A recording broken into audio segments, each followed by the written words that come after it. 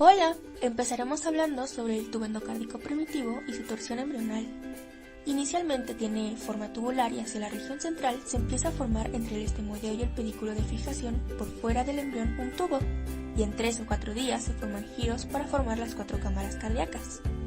Cuando se avanza en la etapa embrional, el mesodermo lateral de su obra somática abraza e incluye el tubo cardíaco dentro del embrión.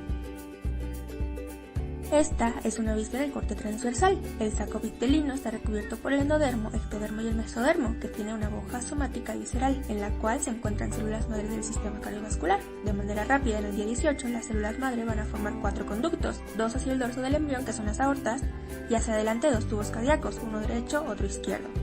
A lo largo del desarrollo, ambos tubos cardíacos se unirán en el día 22, gracias a las células endodérmicas atrapadas que formaron el factor de crecimiento del endotelio vascular. Aquí ya estamos en la tercera semana. El surco se va profundizando, fusionándose las piezas neurales y al mismo tiempo en ese plegamiento los tubos cardíacos se van encontrando y conforme esto pasa, las células endoteliales van recubriendo la cámara cardíaca. Esta es una visión medio lateral. Aquí tenemos la placa cardiogénica que será hacia la región más craneal del embrión. Vemos los tubos cardíacos en formación, la placa cardiogénica y las 2 aortas dorsales. Con el tiempo, mientras el embrión se pliega, ese tubo cardíaco también se pliega, teniendo la unión de las venas vitalinas al tubo cardíaco. En la segunda imagen podemos ver la fusión de los 2 tubos cardíacos obteniendo un tubo único. En este punto ya hay células con capacidad de contracción.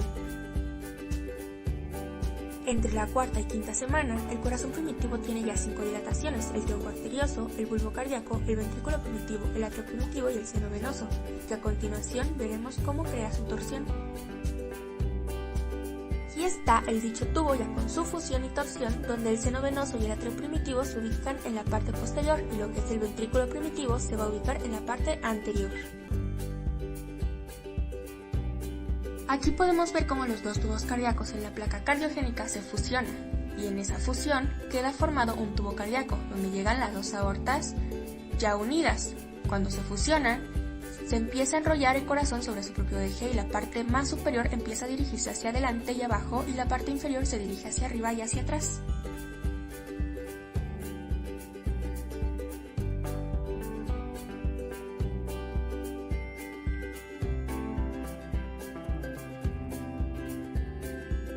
Vamos a tener que el corazón está formado por 3 capas: el miocardio, el endocardio y el pericardio. El desarrollo de estas capas va a iniciar en el día 18 a partir de la placa cardiogénica, que va a ser la precursora del manto mioendocárdico, el cual, como su nombre lo indica, va a formar el miocardio y el endocardio. El endocardio va a estar formado prácticamente por células endoteliales y a partir del 18 ya va a estar formado. El miocardio va a ser el músculo estriado cardíaco, el cual se va a originar de la hoja esplácnica del mesodermo lateral y va a tener la capacidad de contraerse espontáneamente debido a la cantidad de miofibrillas en el citoplasma. Estas células se van a diferenciar a través de la mitosis y no se van a fusionar, sino que van a permanecer vinculadas mediante discos intercalares con uniones tipo hendidura, lo cual va a permitir la libre difusión de iones. Un grupo de estas células se va a diferenciar y va a formar posteriormente el sistema de conducción. Después vamos a tener el pericardio, el cual se va a estar desarrollando al mismo tiempo que las demás, pero en el órgano proepicardio, el cual es un conjunto de células mesoteliales. Este conjunto nos va a derivar el tejido conectivo del epicardio, las arterias y venas coronarias, y esto se va a formar a partir de la 5ª semana. Estas células van a migrar posteriormente a nuestro tubo cardíaco y por último vamos a tener este tubo formado por nuestras 3 capas.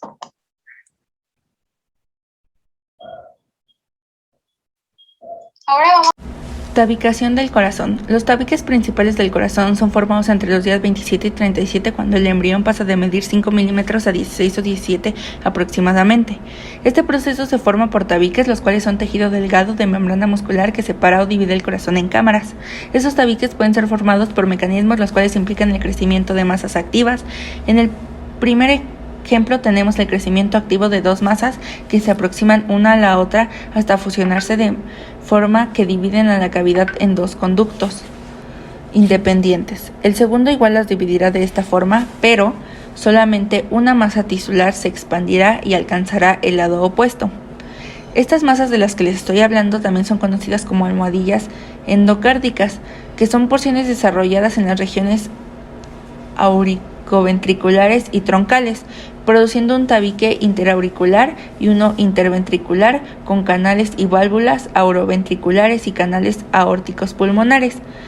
Comenzaremos con la ubicación de la aurícula común, la cual se dará a finales de la cuarta semana, y durante este tiempo se formará una cresta en forma de media luna, la cual va a crecer desde la parte superior hacia la cavidad de esta. Nos brindará la primera porción del septum premium, y estos dos extremos del tabique se expandirán hacia las almohadillas endocárdicas en el conducto auriculoventricular.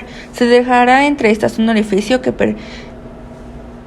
persistirá entre el borde inferior del septum premium y las almohadillas endocárdicas, permitiendo el ostión premium.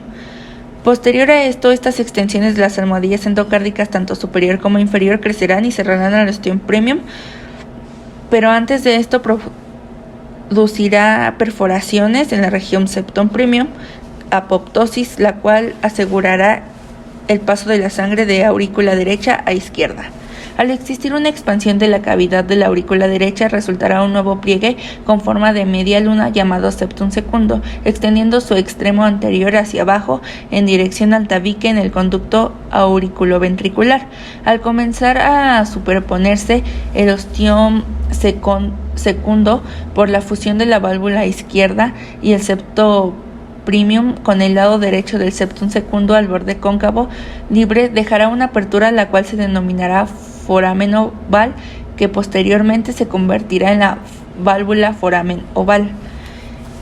Tabique auriculoventricular. Este será terminando la cuarta semana y aparecerán 4 almohadillas endocárdicas.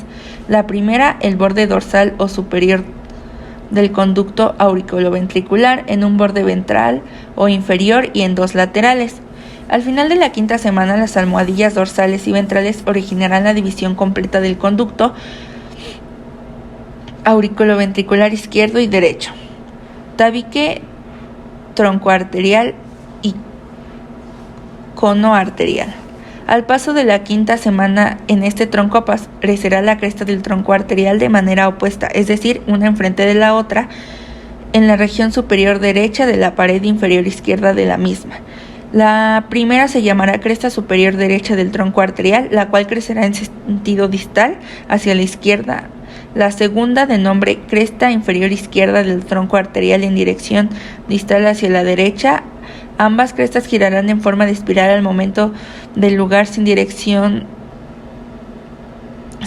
dando dirección al saco aórtico, dando lugar a la posición de las arterias aorta y pulmonar. Al terminar esta fusión se dará origen al tabique aortopulmonar. Al parecer, estos rebordes en el tronco aparecerán crestas muy similares a lo largo de las paredes dorsales derecha y ventral izquierda del cono arterial. Estas crestas troncales crecerán en sentido distal una de la otra, las cuales se unirán al tabique del tronco. Al concluir la fusión de el tabique será individual. El cono dividirá el conducto anterolateral y posteromedial, uno para el tracto de salida y del ventrículo derecho y para el ventrículo izquierdo. Por último tenemos el tabique ventricular, el cual aparecerá a finales de la cuarta semana, donde 2 ventrículos primitivos salen a expandirse, lo cual se logrará mediante la generación continua de divertículos, y ya ver cómo en la interna y el crecimiento continuo de la micra del miocardio en la región externa. Las paredes mediales de los ventrículos se usarán y fusionarán de manera gradual, construyendo una porción muscular en el tabique interventricular ubicado por encima de la porción muscular del tabique. Al finalizar la formación del tabique del cono, interviene el tabique muscular en los crecimientos de las crestas troncales y de las almohadillas endocárdicas. El crecimiento de las almohadillas endocárdicas anteriores en la parte superior del tabique del músculo interventricular cerrará el orificio del foramen interventricular, dando origen a la porción membranosa del tabique interventricular.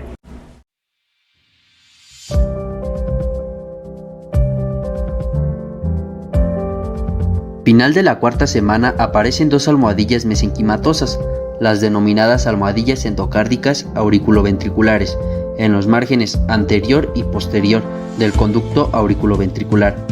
Casi al inicio de la sexta semana, el extremo posterior del borde bulboventricular termina en el centro de la base de la almohadilla endocárdica superior, causando que ésta sea mucho más prominente que antes y que el conducto auriculoventricular se agrande hacia la derecha, por lo que ahora la sangre atraviesa el orificio auriculoventricular directamente hacia los ventrículos primitivos. Posteriormente, las almohadillas anterior y posterior se proyectan más hacia adentro de la luz y se fusionan, para que al final de la quinta semana el conducto quede completamente dividido en un orificio auriculoventricular derecho y otro izquierdo. Estos orificios están rodeados por un tejido mesenquimatoso de proliferación local, que posteriormente formará las válvulas, tanto tricúspide como bicúspide.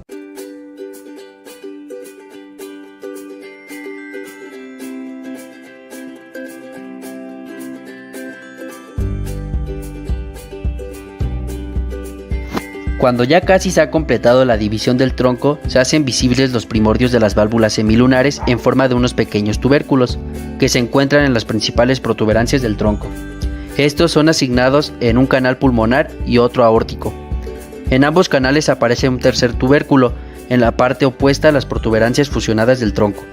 Gradualmente, los tubérculos se van vaciando por su superficie superior y forman las válvulas semilunares.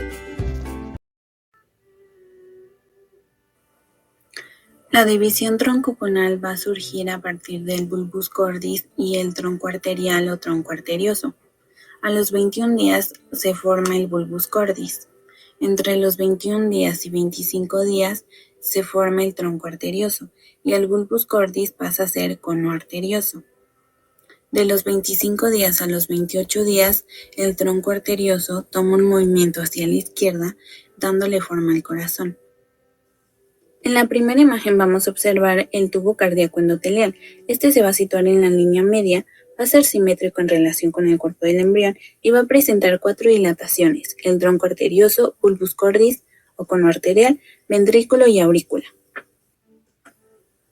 Ahora en esta imagen podemos ver el plegamiento del tubo cardíaco en el plano frontal.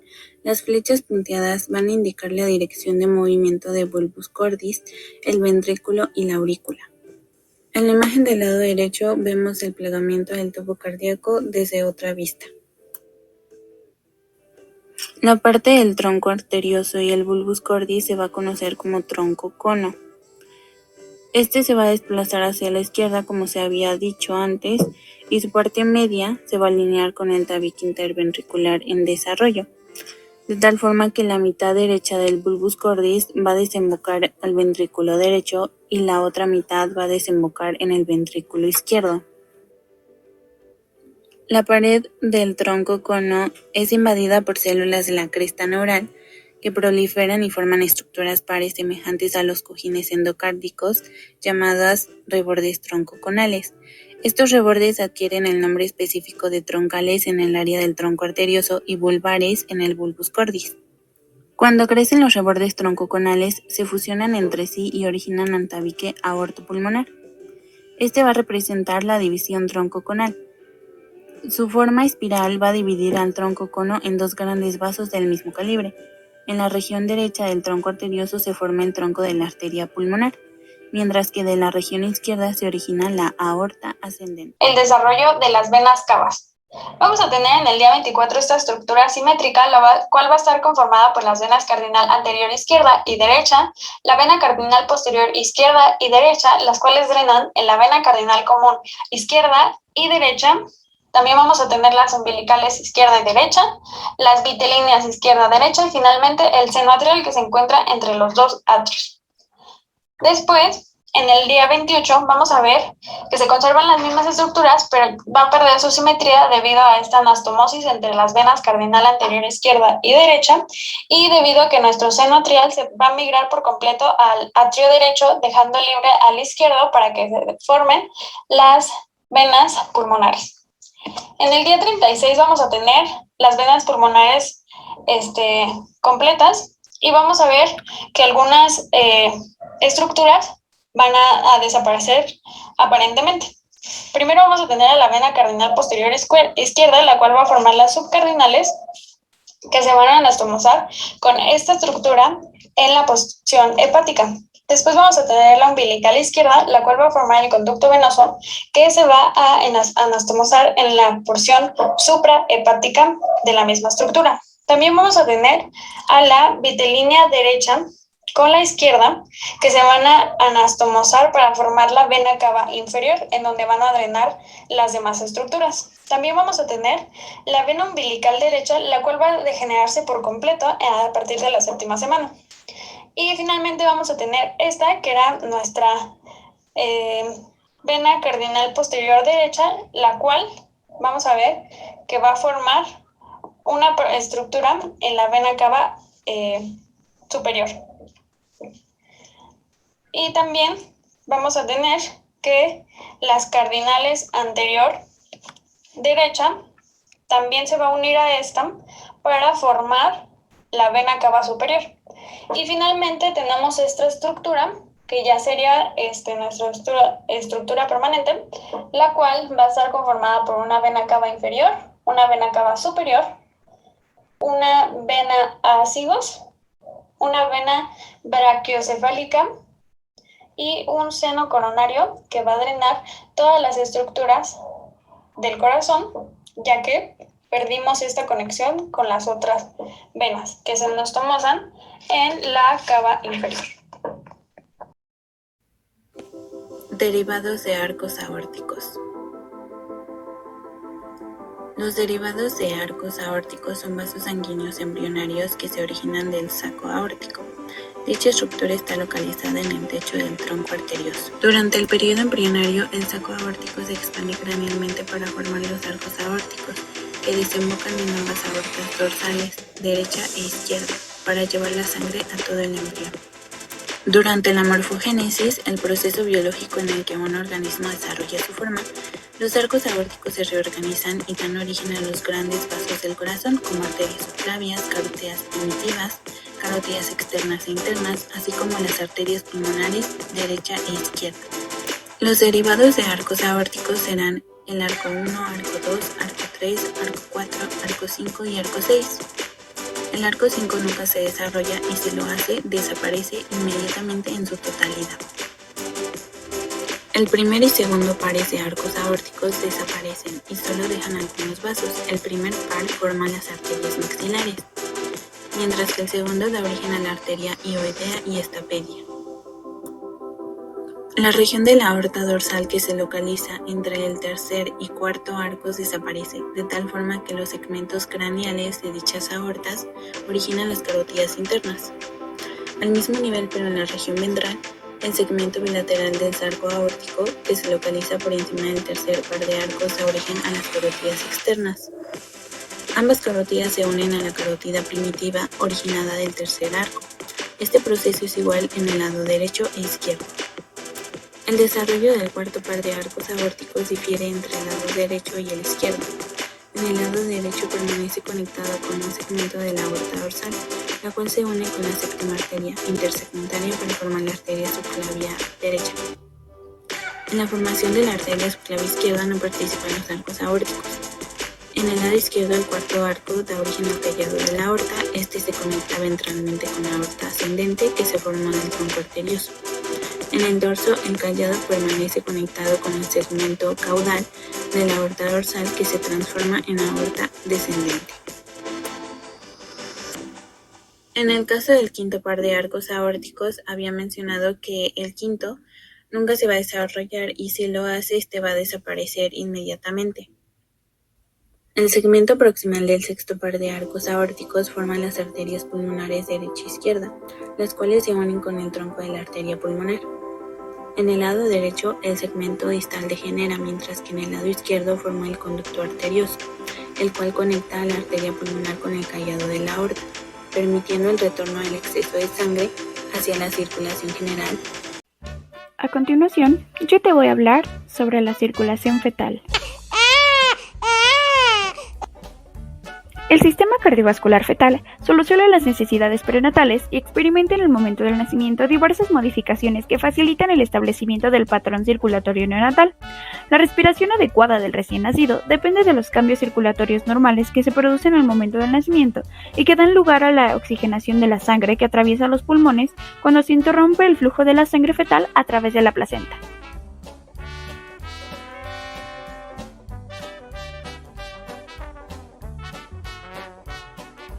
Antes de empezar, es muy importante tener en cuenta las tres estructuras vasculares más importantes en la circulación transicional, que son el conducto venoso, el agujero oval y el conducto arterioso. En dicho esquema podemos observar que los colores nos indican el grado de saturación de oxígeno en la sangre. El rojo nos muestra un contenido elevado en oxígeno, el morado un contenido medio en oxígeno y el azul un contenido bajo en oxígeno. En el esquema podemos observar que las flechas señalan el trayecto de la sangre desde la placenta hasta el corazón. Una pequeña cantidad de sangre ricamente oxigenada que procede de la vena cava inferior permanece en la aurícula derecha y se mezcla con la sangre pobremente oxigenada que procede de la vena cava superior. Posteriormente, esta sangre con oxigenación intermedia pasa al ventrículo derecho. Se puede observar que hay tres derivaciones que permiten que la sangre no atraviese el hígado ni los pulmones, que son el conducto venoso, el agujero oval y el conducto arterioso. La sangre pobremente oxigenada se vuelve a la placenta a través de las arterias umbilicales para su oxigenación y para la reposición de los nutrientes. La sangre fuertemente oxigenada y rica en nutrientes retorna desde la placenta con una presión elevada a través de la vena umbilical. Al aproximarse al hígado, alrededor de la mitad de la sangre pasa directamente al conducto venoso, un vaso fetal que conecta la vena umbilical con la vena cava inferior. En consecuencia, esta sangre no atraviesa el hígado. La otra mitad de la sangre, procedente de la vena umbilical, alcanza los sinusoides hepáticos y se introduce a la vena cava inferior a través de las venas. El flujo de sangre a través del conducto venoso está regulado por un mecanismo de tipo esfínter situado en la proximidad de la vena umbilical. Cuando el esfínter se contrae, aumenta la cantidad de sangre dirigida hacia la vena porta y los sinusoides hepáticos, y disminuye la que se dirige hacia el conducto venoso. Tras un breve trayecto en la vena cava inferior, la sangre alcanza la aurícula derecha del corazón. Dado que la vena cava inferior también contiene sangre escasamente oxigenada que procede de los miembros inferiores, el abdomen y la pelvis, la sangre que llega a la aurícula derecha, no está tan bien oxigenada como la existente en la vena umbilical, a pesar de que todavía tiene un contenido elevado en oxígeno. La mayor parte de la sangre procedente de la vena cava inferior es dirigida por las crestas dividens, el borde inferior del septum secundum, a través del agujero oval y hacia la aurícula izquierda. En la aurícula izquierda se mezcla con la cantidad relativamente pequeña de sangre escasamente oxigenada que retorna de los pulmones a través de las venas pulmonares. Más que reponerlo, los pulmones fetales utilizan el oxígeno de la sangre. Desde la aurícula izquierda, la sangre se dirige al ventrículo izquierdo y sale del corazón a través de la aorta ascendente. Las arterias que llegan al corazón, el cuello, la cabeza y los miembros superiores reciben sangre bien oxigenada procedente de la aorta ascendente. El hígado también recibe sangre bien oxigenada procedente de la vena umbilical. La pequeña cantidad de sangre bien oxigenada procedente de la vena cava inferior que alcanza la aurícula derecha pero que no atraviesa el agujero oval se mezcla con la sangre mal oxigenada procedente de la vena cava superior y del seno coronario, y a continuación pasa al ventrículo derecho. Esta sangre, cuyo contenido en tipo en oxígeno es medio, sale del corazón a través del tronco pulmonar. Aproximadamente el 10% de este flujo sanguíneo alcanza los pulmones. La mayor parte de la sangre atraviesa el conducto arterioso y alcanza la aorta descendente y el cuerpo fetal para después volver a la placenta a través de las arterias umbilicales.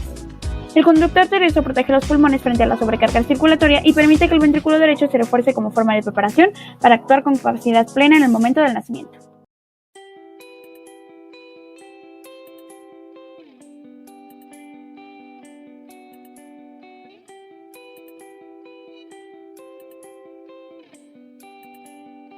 Los cambios que experimenta el sistema vascular en el nacimiento se deben al cese del flujo placentario y al inicio de la respiración. En resumen, los cambios que tienen lugar son los siguientes. Las arterias umbilicales se cierran por la contracción de la musculatura lisa de sus paredes. Funcionalmente, estas arterias se cierran pocos minutos después del nacimiento. Las partes distales de las arterias umbilicales forman los ligamentos umbilicales y las partes proximales constituyen las arterias vesicales superiores. La vena umbilical y el conducto venoso se cierran poco después del cierre de las arterias umbilicales, para formar el ligamento redondo del hígado y el ligamento venoso, respectivamente. El conducto arterial se cierra por la contracción de su pared muscular casi inmediatamente después del nacimiento. En una persona adulta, el conducto arterial obliterado forma el ligamento arterial. Por último tenemos al agujero oval, que se cierra debido al aumento de la presión en la aurícula izquierda, combinado con la disminución de la presión en el lado derecho.